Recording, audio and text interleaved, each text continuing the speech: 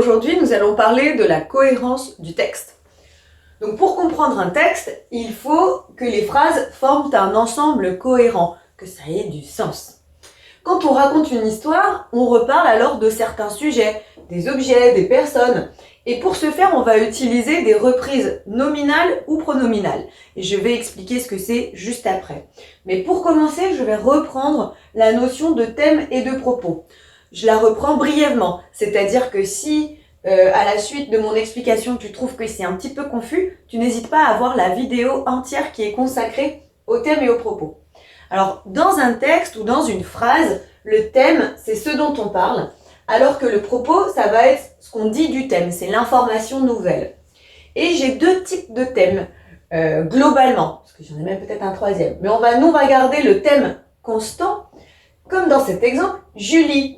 Ce dont je parle, c'est mon thème. Arrive au cinéma, c'est ce que je dis de mon thème. Et donc ça, c'est mon propos. Julie arrive au cinéma, thème et propos. Elle est ravie. Elle, thème, ravie, propos. Mon thème, Julie, c'est le même thème que le elle de elle est ravie. Ça représente la même personne. Et c'est là que l'on va parler de thème constant. Par contre, on va pouvoir des fois avoir ce que l'on appelle un thème linéaire. Julie arrive au cinéma. Thème, propos.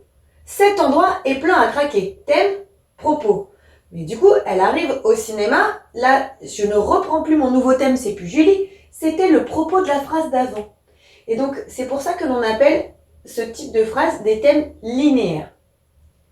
Et maintenant, je passe aux reprises à proprement parler. Il y a ce que l'on appelle des reprises pronominales. C'est-à-dire que parfois, il y aura un sujet qui est exprimé. Et puis, au lieu de répéter à chaque fois le même sujet, exactement, on va utiliser des pronoms personnels, démonstratifs, relatifs ou possessifs. Comme dans cet exemple, Julie arrive. Alors, on peut dire elle arrive ou celle-ci arrive. Mais en fait, si je prends une phrase telle que Julie arrive, elle enlève son manteau, et après je vais dire celle-ci dépose son sac par terre. J'ai utilisé deux types de pronoms différents pour parler de Julie. Parce qu'à chaque fois, je ne vais pas dire Julie arrive, Julie enlève son manteau, Julie pose son sac par terre. C'est assez malheureux en termes de style, en fait. Mais je peux aussi utiliser ce que l'on va appeler des reprises nominales. Donc là, si j'ai un nom qui est exprimé en tant que sujet, je vais pouvoir avoir un autre déterminant et ce même nom qui est répété, par exemple, ou un synonyme. Un synonyme, c'est un mot qui veut dire la même chose, mais je fais attention parce que les mots veulent quand même très très rarement dire exactement la même chose. Il y a quand même souvent une petite nuance. Ou un mot général, ou encore ce que l'on va appeler une périphrase. Une périphrase, c'est une figure de style qui consiste à utiliser plusieurs mots à la place d'un seul. Comme au lieu de dire le lion, on peut dire le roi de la jungle, par exemple. Là, j'ai mis « elle parla du pilote ». Et au lieu de dire à chaque fois le pilote, le pilote, le pilote, là, je peux changer le déterminant. Ce pilote, ok, je fais une reprise, était brun. Cet homme, là, j'utilise un mot général, était brun. Ce conducteur de bolide était brun.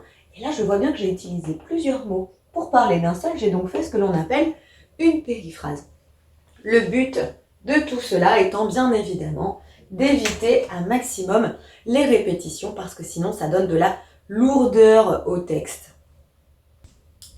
À toi de jouer à présent. Afin de voir si tu as bien compris, je te propose un petit exercice dans lequel il va falloir éviter les répétitions.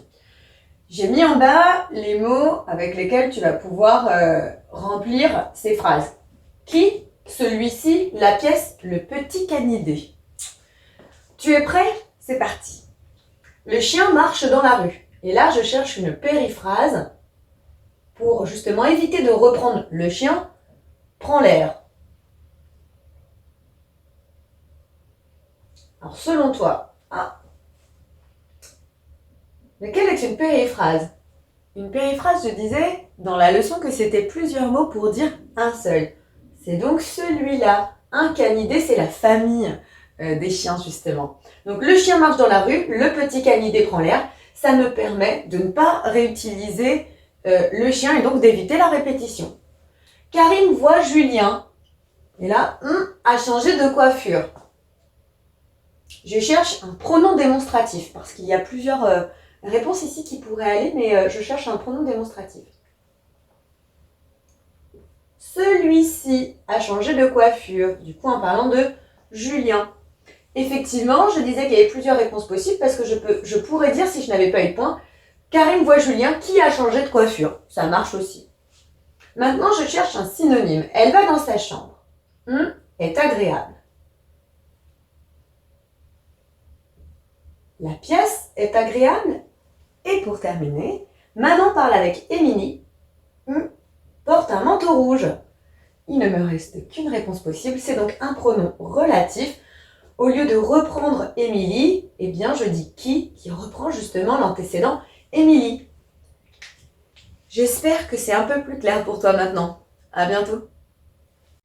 Maintenant que tu as tout compris, entraîne-toi en faisant les exercices ci-dessous.